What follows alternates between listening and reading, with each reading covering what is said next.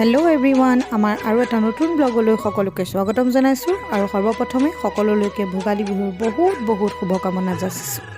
ৰাতিপুৱা চাহকাপ খোৱাৰ পাছৰ পৰাই বিহুৰ যা যোগাৰত লাগি গৈছোঁ। ইয়াক গুড় কাটি আছোঁ তেল পিঠা বনাবৰ কাৰণে, আৰু তাৰপিছত পিঠাগুড়িৰ সৈতে গুড়খিনি মিক্স কৰি তেল পিঠাৰ কাৰণে ৰেডি কৰি ল'লোঁ। আৰু এইখিনি ৰাতিলৈকে থৈ দিম, আৰু তাৰ মাজতে ৰেডি কৰি ল'লোঁ আমাৰ ব্ৰেকফাষ্টটো, যিহেতু সেইটোও জৰুৰী। এইফালে আমাৰ হাজৰিকাই নাৰিকল কটাত পূৰা ব্যস্ত। মোক বাকলি গুচাই নাৰিকলখিনি উলিয়াই দিলে। তাৰপিছত মই মিক্সিত নাৰিকলখিনি ধুনীয়াকৈ মিহি কৰি ল'লোঁ। আৰু এতিয়া মই বনাম নাৰিকলৰ লাড়ু। নাৰিকলখিনি ধুনীয়াকৈ কেৰাহীখনত ভাজি ল'লোঁ। তাৰপিছত তাতে অলপমান চেনি দিলোঁ।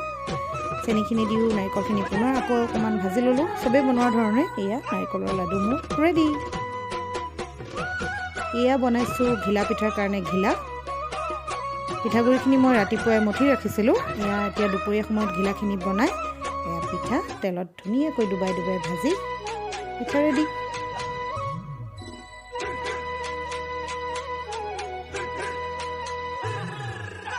আৰু গৰমে খোৱাৰ সোৱাদটোৱে বেলেগ। চ' আমাৰ হাজৰিকা ৰৈ থকা নাই, প্ৰথম পিঠাটো তেখেতেই টেষ্ট কৰিছে আৰু ভালো হৈছে বোলে। তাৰপিছত আমি তললৈ ওলাই গৈছোঁ, যিহেতু আমাৰ উৰুকাৰ ভোজটো আছিলে তলত। ছ'চাইটিৰ সকলোৱে মিলি একেলগে এসাঁজ খোৱাৰ ব্যৱস্থা কৰিছিলে। এয়া আমি ষ্টাৰ্টাৰ খাইছোঁ। ষ্টাৰ্টাৰত আছিলে ভেজ পকৰা, চুপ, ফিংগাৰ চিপছ, কাঠআলুৰ ফ্ৰাই। বহুত ধুনীয়া হৈছিলে, গৰমে বৰ টেষ্টি লাগিছিলে। আৰু জুইৰ ওচৰত বহি সকলোৱে ষ্টাৰ্টাৰ খাই আছে, আৰু এইফালে আমাৰ খানাও ৰেডি হৈ আছে। তাৰপিছত মই ওপৰলৈ আহি গ'লোঁ, যিহেতু মোৰ তেল পিঠাখিনি বনাবলৈ আছিলে। এয়া মই তেল পিঠা বনাই আছোঁ, আৰু এয়া মোৰ পিঠা ৰেডি।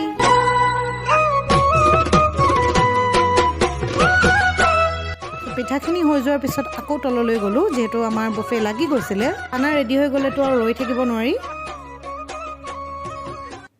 চ' এইখন মোৰ হৈছে প্লেট, আৰু মই অৱশ্যে গোটেইখিনি ট্ৰাই কৰা নাই, মেনুত যিহেতু বহুত আছিলে আৰু ৰাতি ইমান হেভিকৈ খাব নোৱাৰি। সেইকাৰণে এয়া ডাল ফ্ৰাই, মিক্স ভেজ, তাৰপিছত আছিলে হাঁহ কোমোৰা, চিকেন কাৰী, ফিছ ফ্ৰাই, বেঙেনা পকৰা, চাটনি, বহুত কিবাকিবি। এইখিনি ভিডিঅ' আমাৰ আয়ুষ্মানে কৰিছে। এইফালে সকলোৱে ধুনীয়াকৈ নাচি আছে, খাই বৈ আজৰি হৈ। সকলোৱে বহুত ফূৰ্তি কৰিলে, যিহেতু বিহু অসমীয়াৰ প্ৰাণ। বিহু আৰু বিহুততো বিহু নানাচিলে নহয়। আমি অৱশ্যে খোৱাত ব্যস্ত। আমি দুইজন বহি লৈ পূৰা খোৱাৰ সোৱাদ লৈছোঁ। ৰাতি আৰু ভিডিঅ' কৰা নহ'লে, এয়া পিছদিনা ৰাতিপুৱা, মানে বিহুৰ দিনা ৰাতিপুৱা, যিহেতু আলু খোৱাৰ এটা নিয়ম আছে, সেইকাৰণে সোনকালে গা পা ধুই আলুখিনি বইল কৰি ল'লোঁ। তাৰপিছত লৰালৰিকৈ আমি গাঁৱৰ ঘৰলৈ যাবলৈ ওলাই আহিলোঁ। এয়া আমি ৰাস্তাতে বজাৰত ৰৈছোঁ মাংস ল'বৰ কাৰণে। এয়া আহি আমি পাই গ'লোঁ গাঁৱৰ ঘৰ। তাতে গোটেই বংশটোৱে মিলি মেজি জ্বলাই প্ৰসাদ খাই, জলপান খাই। আমি প্ৰথমতে তালৈকে গ'লোঁ, সমাজত বহি মেজি সেৱা কৰিলোঁ, প্ৰসাদ ল'লোঁ। সকলোৱে জলপান খাই আছে। মেজিৰ পৰা আহি ঘৰত সকলোকে চাহ দিলোঁ। সকলোৱে প্ৰথমতে একেলগে বহি বিহুৰ চাহকাপ খালে। তাৰপিছত দুপৰীয়াৰ ভাত সাজত লাগি গ'লোঁ। এইফালে মাছ বনাইছোঁ, ছাগলীৰ মাংস বনাইছোঁ, বন্ধাকবি, বেঙেনা আৰু মাছৰ গাঁঠি দি পেলাই মুড়িগণ্ড বনাইছোঁ। এইফালে আমাৰ আয়ুষ্মান পূৰা খেলাত ব্যস্ত।